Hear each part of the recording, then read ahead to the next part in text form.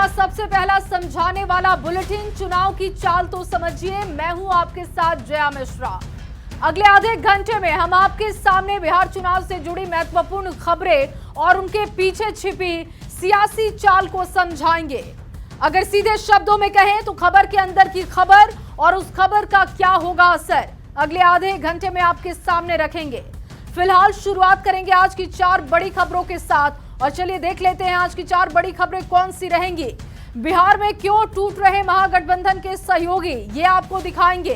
किन सीटों पर आमने सामने महागठबंधन के उम्मीदवार हैं, विस्तार से इस पर आपको जानकारी देंगे।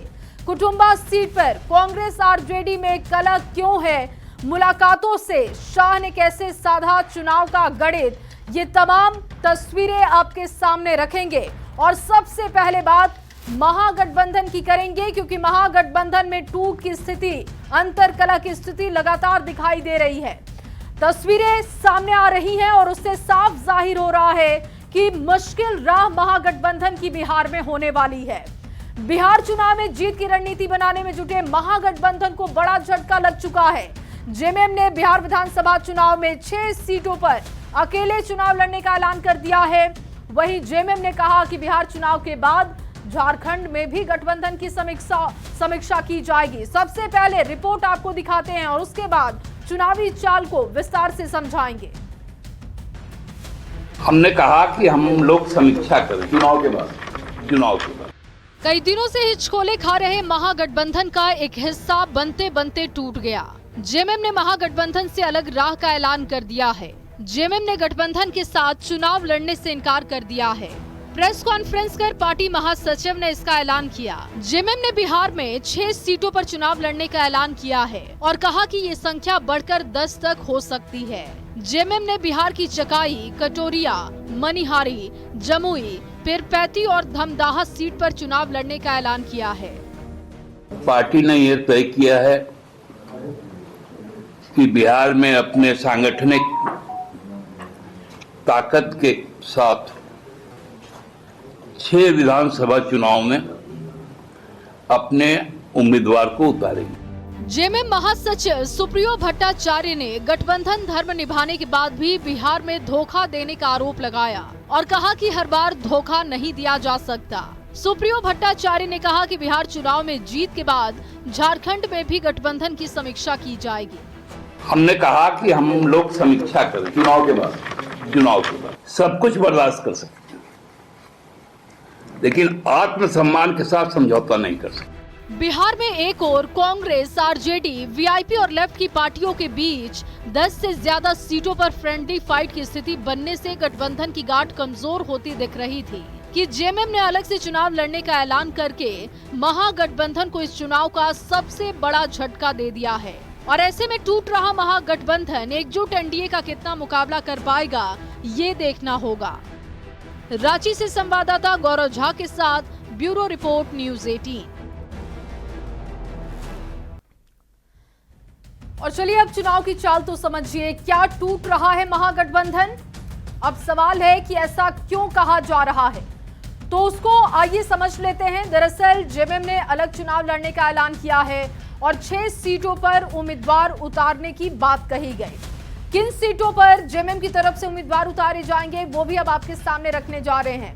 आइए वो भी जल्दी से जान लेते हैं कि किन सीटों पर जेएमएम की तरफ से उम्मीदवार उतारे जाएंगे। तो इसमें चकाई की सीट है, इसके अलावा देखिए कटोरिया की सीट है, मनिहारी, जमुई, पीरपैती और इसके बाद धमदाहा की सीट पर भी जेएमएम की तरफ से ऐलान किया गया कि वो यहां पर अपने उम्मीदवार उतारेंगे।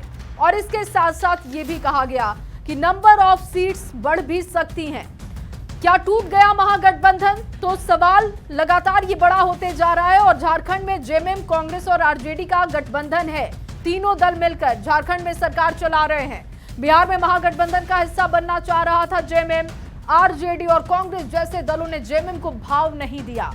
महागठबंधन से अलग चुनाव लड़ने जा रहा है जेएमएम और इसका ऐलान भी किया जा चुका है।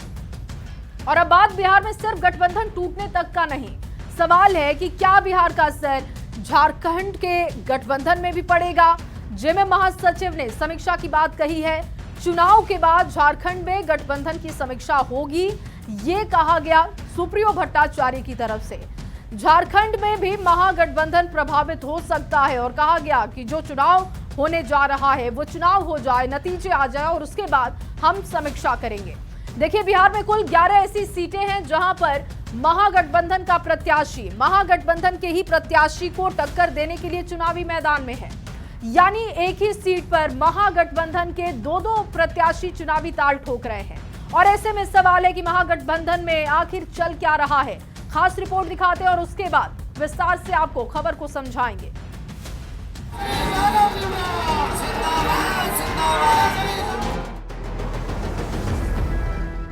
महागठबंधन में आपसी खींचतान के बीच शुक्रवार को कोऑर्डिनेशन के संयोजक तेजस्वी यादव के लिए बिल्कुल भी अच्छी खबर नहीं आई।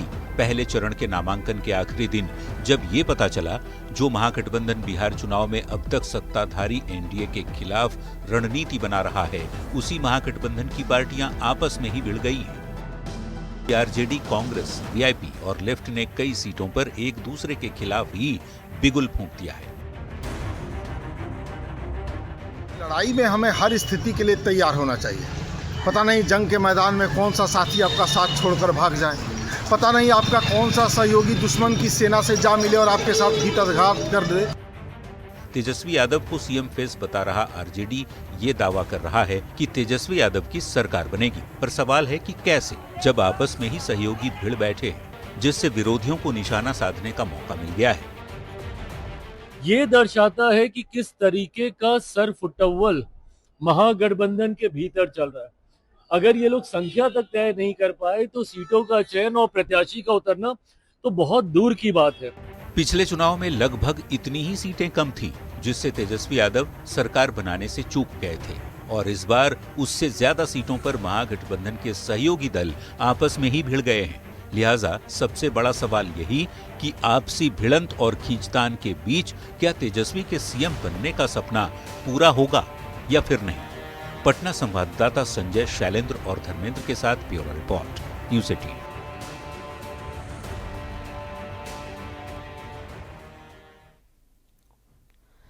और रिपोर्ट देखने के बाद चलिए अब आपको विस्तार से खबर को समझाते हैं। चुनावी चाल और इसके पीछे की सियासी रणनीति क्या है आपके सामने रखेंगे।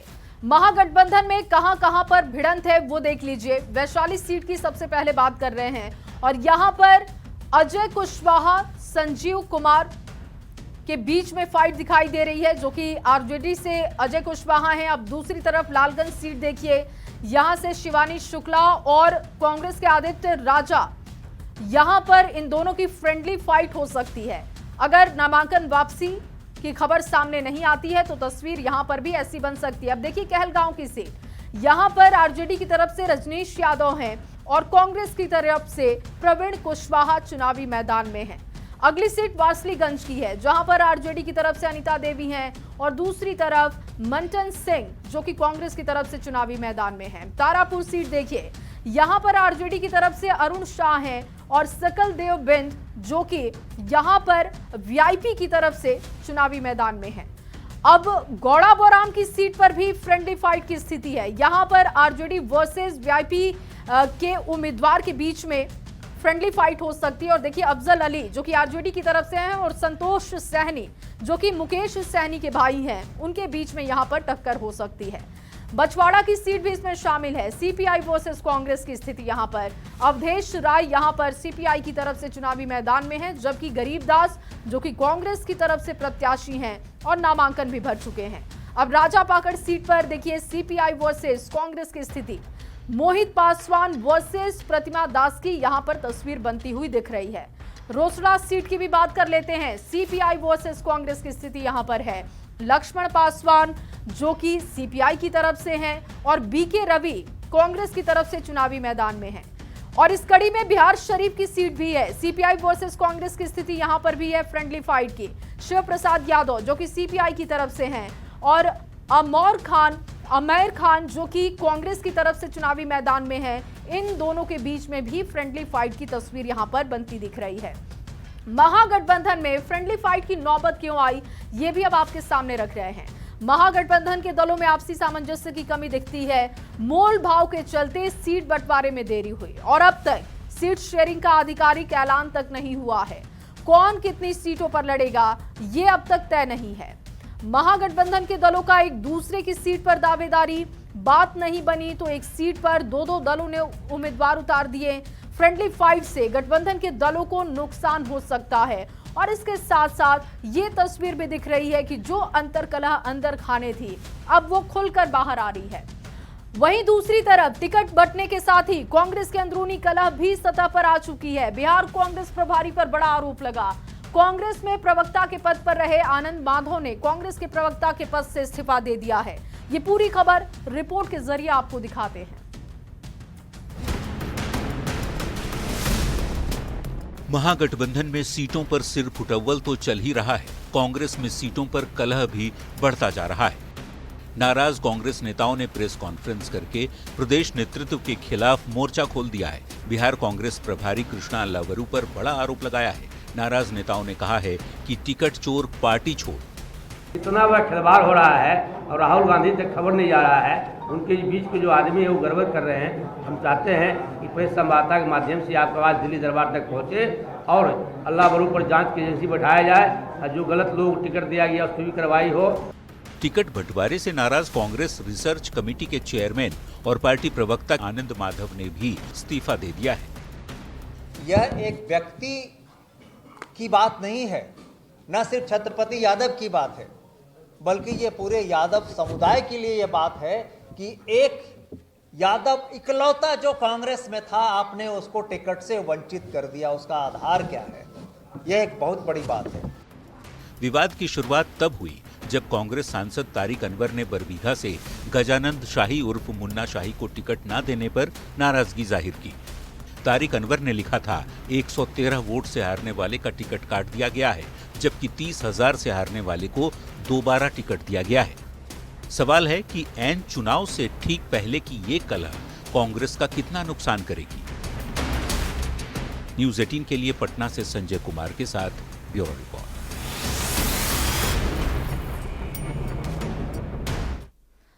और आइए अब चुनाव की चाल को समझने की कोशिश करते हैं कि कांग्रेस में सीटों पर कलह क्यों है। तो आपको बता दें कि कांग्रेस इस चुनाव में कुछ ज्यादा ही आक्रामक है।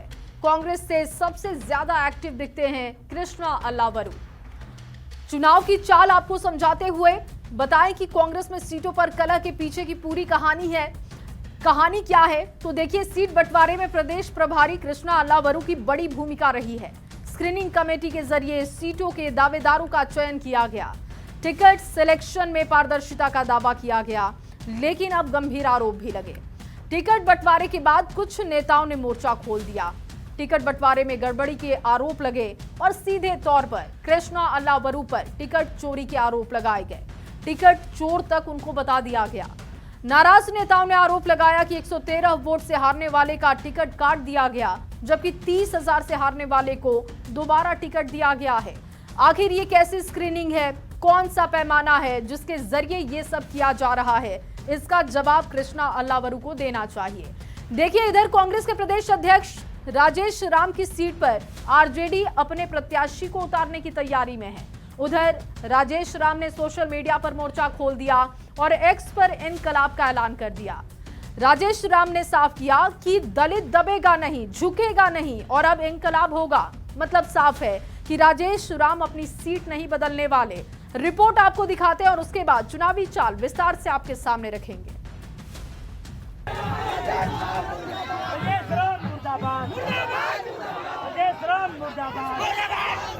हाथ में आरजेडी का झंडा और जुबां पर विरोध के बोल।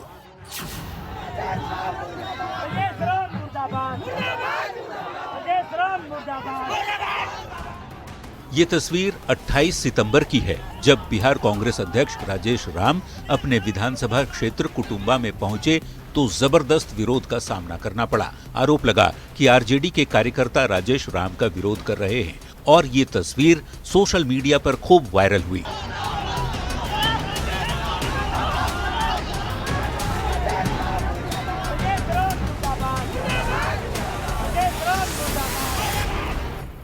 अब उसी सोशल मीडिया पर राजेश राम ने हुंकार भरते हुए किसी भी हाल में कुटुंबा नहीं छोड़ने की मंशा साफ कर दी है। शनिवार को राजेश राम ने ऐलान किया, दलित दबेगा नहीं और झुकेगा नहीं। अब इंकलाब होगा। जय बापू, जय भीम, जय संविधान, जय कांग्रेस। राजेश राम ने सोशल मीडिया प्लेटफॉर्म एक्स पर यह पोस्ट ऐसे समय में किया जब सहयोगी आरजेडी उनकी सीट कुटुंबा पर अपने उम्मीदवार उतारने की फिराक में है और आरजेडी इस सीट पर अब की बार पूर्व मंत्री डॉक्टर सुरेश पासवान को आगे कर रही है। आरजेडी ने राजेश राम की पारंपरिक सीट पर ही दावा ठोक दिया है, इसलिए कांग्रेस भी अड़ गई है कि चाहे कुछ भी हो जाए कुटुंबा से राजेश राम ही लड़ेंगे। ऐसे में देखना होगा आपसी मनमुटाव के बाद बात बन पाती है या कांग्रेस के राजेश राम और आरजेडी के सुरेश पासवान के बीच कुटुंबा में फ्रेंडली फाइट देखने को मिलेगी, जैसे कि दूसरी सीटों पर भी दिख रही है। औरंगाबाद संवाददाता संजय सिन्हा के साथ ब्यूरो रिपोर्ट, न्यूज़ 18। तो आखिर कुटुंबा पर कलह क्यों है, इसके पीछे की चुनावी चाल आपके सामने रखने जा रहे हैं। देखिए, सीट बंटवारे पर कांग्रेस के रवैये से आरजेडी नाराज है। राजेश कुमार बिहार में कांग्रेस के प्रदेश अध्यक्ष हैं। राजेश राम हाल के दिनों में बहुत एक्टिव रहे। कुटुंबा से राजेश राम विधायक हैं और राजेश राम की सीट पर आरजेडी की दावेदारी। कुटुंबा से उम्मीदवार उतारने की तैयारी में आरजेडी है। पूर्व मंत्री सुरेश पासवान को उम्मीदवार बनाने की तैयारी दिख रही है और ऐसे में राजेश राम ने खुले तौर पर इनकलाब कर दिया है। कुटुंबा में फ्रेंडली फाइट की स्थिति क्यों बन रही है, अब ये भी समझिए। देखिए, राजेश राम किसी भी हाल में सीट छोड़ने को तैयार नहीं। राजेश राम ने नॉमिनेशन का ऐलान कर दिया है और इसके साथ ही लिखा कि मेरा कुटुंबा मेरे साथ है, कुटुंबा भी जीतेंगे और बिहार भी जीतेंगे। ये उन्होंने एक्स पर पोस्ट करते हुए दावा कर दिया है। अब ये जो स्थिति बन रही है, इसके पीछे देखिए, आरजेडी ने उम्मीदवार उतार दिए तो दो आपस में लड़ाई लड़ेंगे, आपस में महागठबंधन की लड़ाई दिखेगी। महागठबंधन के दल लड़े तो एनडीए को इसका सीधे तौर पर फायदा मिल सकता है और महागठबंधन में बढ़ी है तनातनी। इस वक्त की एक बड़ी जानकारी आपको दे रहे हैं, सीटों को लेकर नहीं बन पा रही है बात। आरजेडी कांग्रेस नेताओं में फिलहाल बातचीत बंद है। ये देखिए, बड़ी जानकारी आपको दे रहे हैं कि सीटों को लेकर बात नहीं बन पा रही है और जानकारी इस बात की है कि आरजेडी कांग्रेस नेताओं में फिलहाल कोई बातचीत नहीं हो रही है। सीटों को लेकर बातचीत बंद हो चुकी है। कई सीटों पर दोनों दलों के उम्मीदवार आज रात बिहार कांग्रेस नेता करेंगे हालात की समीक्षा। बिहार कांग्रेस के कई नेता नाराज हैं। आरजेडी के रुख की वजह से उनकी नाराजगी है। जानकारी ये मिल रही है कि आरजेडी कांग्रेस के नेताओं में फिलहाल कोई बातचीत नहीं हो रही है। Ravi S Narayan phone line पर जुड़ चुके हैं ज्यादा जानकारी के साथ। रवि, जानकारी मिल रही है कि कांग्रेस के नेता आरजेडी के नेता आपस में बातचीत नहीं कर रहे हैं और कांग्रेस के नेता हालात की समीक्षा करेंगे आज रात। जी बिल्कुल। और देखिए, इस गठबंधन में सबसे पेचीदगी वाली स्थिति ये आ गई है कि आज पूरे दिन जो है, जब पहले पता चल रहा था कि सीटों को लेकर के एक दूसरे के साथ बैठक कर रहे हैं, बातचीत कर रहे हैं, तालमेल करने की कोशिश कर रहे हैं, लेकिन आज का दिन जो है ऐसा रहा जहां पे आरजेडी और कांग्रेस के नेताओं के बीच जो है वो बातचीत बिल्कुल बंद है और हालात रवि अंतरकलह तो दिख रही है और अब तस्वीरें बहुत साफ भी हो रही हैं कि महागठबंधन में चीजें ठीक नहीं है। पहले ही जेएमएम की तरफ से ऐलान कर दिया गया कि उनकी राह अलग हो गई है, लेकिन रवि, क्या जानकारी मिल पा रही है कि ये कौन से आरजेडी कांग्रेस के नेता हैं जो आपस में बातचीत नहीं कर रहे हैं? देखिए, साफ तौर पर है कि बिहार कांग्रेस में जो सर्वोच्च नेता हैं, प्रदेश अध्यक्ष हैं, कृष्णा अल्लावरू हैं या फिर शकील अहमद खान हैं, और आरजेडी की तरफ से जो तेजस्वी और तमाम लोग जो बात करते हैं, आज के दिन जो जानकारियां मिल रही हैं उसके मुताबिक जो है दोनों के बीच सीटों को लेकर के कोई बातचीत नहीं हो रही है। और खास ये है कि पूरे गठबंधन में कोई ऐसा दल नहीं है जो एक दूसरे के खिलाफ एक ही सीट पर उम्मीदवार नहीं उतारा हो। आरजेडी कांग्रेस के खिलाफ, कांग्रेस कहीं आरजेडी से मिल रही है तो वहाँ कांग्रेस उतार रही है, वाम दल जो है वो कांग्रेस के खिलाफ उतार रहे हैं, कहीं वीआईपी है वो आरजेडी के खिलाफ उतार रही है। तो तमाम जो राजनीतिक दल है गठबंधन में वो एक दूसरे के खिलाफ लगातार जो है वो उम्मीदवार उतार रहे हैं। 1 दर्जन से ज्यादा सीटें ऐसे हो गई हैं जहां पे फ्रेंडली फाइट की स्थिति है। तो ऐसे में चर्चा ये हो गई है कि बिल्कुल रवि, और ऐसे में ये भी देखना होगा कि टूटा महागठबंधन कैसे एकजुट एनडीए से लड़ाई लड़ेगा। जीत के दावे तो किए जा रहे हैं लेकिन तस्वीर कुछ और यहां पर दिख रही है। बहुत शुक्रिया आपका तमाम जानकारी के लिए। और फिलहाल इस बुलेटिन में बस इतना ही। आप बने रहिए न्यूज़ 18 बिहार झारखंड के साथ।